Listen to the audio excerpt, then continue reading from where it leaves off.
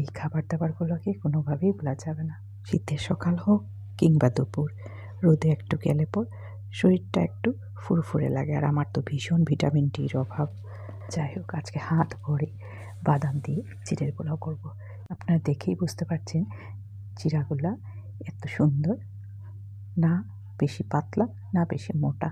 যেহেতু খুব বেশি মোটা না পাতলাও না, তার জন্য আমি এটাকে ছাঁকনিতে নিয়ে নিলাম। ছাঁকনিতে ধুলে পর একদম গলেও যাবে না আর একদম খুব ভালো করে ধোয়াও হয়ে যাবে। চিড়া আবার বেশি তেলের মধ্যে ভেজে তুলে বাদাম পাঁপড় দিয়ে খেতেও দারুণ লাগে। বাদামটা এবার তেলের মধ্যে ভেজে নেব।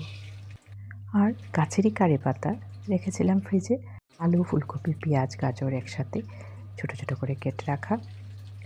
দেখুন কি সুন্দর, একটাও ভেঙে যায়নি। বাদামও ভাজা হয়ে গেছে, এবার তুলে নেব। এইবার এই তেলের মধ্যেই কারি পাতাটা দিয়ে দিলাম, তার মধ্যে সবজিগুলো দিয়ে দিচ্ছি।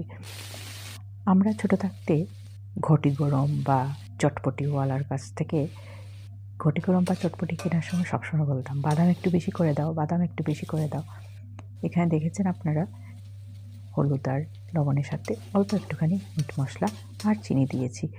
এইবার চিড়াটা দিয়ে দিলাম, বা সব কিছু ভালো করে মিশিয়ে নেব।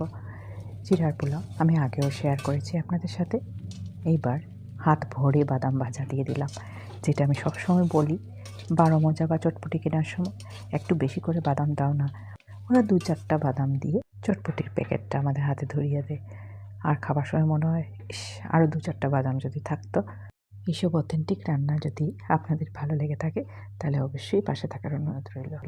আর যারা নতুনভাবে আমার সাথে জুড়েছেন, যারা নতুন ভিউয়ার্স, তাদের কাছেও আমার অসংখ্য ধন্যবাদ।